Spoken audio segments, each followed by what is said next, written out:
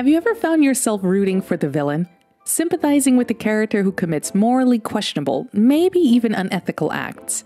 If so, you've likely encountered the fascinating character archetype of the anti-villain. These anti-villains enthrall audiences with their compelling motivations and inner struggles, despite their unethical actions. The shades of gray they inhabit raise profound questions that cut to the core of how we view morality and ethics. Questions like, can noble intentions truly justify immoral actions? Let's unpack how these characters challenge our traditional moral assumptions and explore the connection between intent, action, and ethics. One of the big moral nuts anti-villain characters make us try to untie is this whole question of intention versus action. On the one hand, we can kind of see where these characters are coming from at first. Their motivation seems somewhat understandable, maybe even relatable in a strange way. But then they go and do something really messed up and unethical in pursuit of those goals. So we have to ask ourselves, can having noble intention behind your action really excuse bad behavior? When we talk about intentions, we're referring to the driving forces behind someone's choices, the why they do what they do, separate from the actions themselves. It's about evaluating the merits of their underlying principles or desired outcomes, not just looking at the means that they employed. Take a look at Griffith from Berserk, for example. Sure, his obsessive ambition to try and claim a kingdom for his own was rooted in an understandable, maybe even admirable goal of establishing a second empire for humanity. But yikes, the unethical lengths that he went through to actually make that dream a reality raised some incredibly serious moral questions. Does Griffith's intent to create a second empire for humanity provide justification for his horrific actions? How much weight should we assign to the motivation versus the means? These are the kinds of ambiguous philosophical questions that anti-villain characters confront us with, where clear-cut answers may be elusive. In examining people like Griffith, we're compelled to deeply ponder how much emphasis we truly place on intent itself, divorced from ultimate actions when judging morality. Because while motivations certainly carry ethical significance, they're not the entirety of the moral equation. And that means that we cannot fully evaluate the ethics of a character's choices by examining their intent in a vacuum. Their actions, the real-world methods and impacts of how they pursue those goals are unequivocally intertwined with the moral equation. Take Godot from Ace Attorney, for example. Spoilers ahead, just to warn you. When Godot overheard Morgan Fay's plot to have Pearl Fay channel the dead Dahlia Hawthorne to kill Maya, his intentions seemed righteous. He contacted Misty Fay and Iris to help prevent this plan and to protect Maya.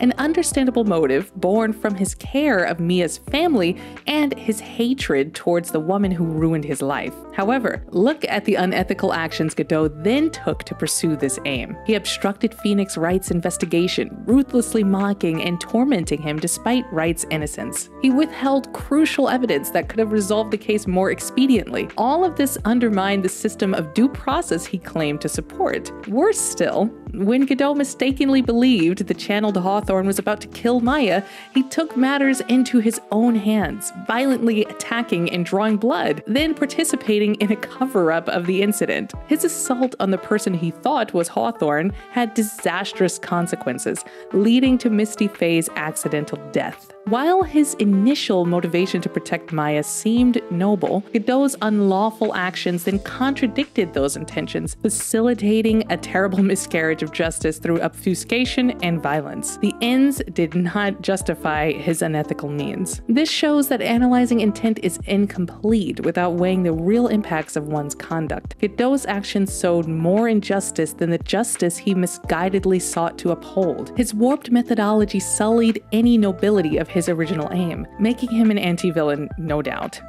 So we're faced with powerful questions. At what point do unethical actions outweigh the supposed righteousness of one's motivations? Where is that line between understandable intentions deserving empathy and reprehensible transgressions that cannot be excused? In the end, anti-villains like Griffith and Godot force us to confront the uncomfortable complexity of morality.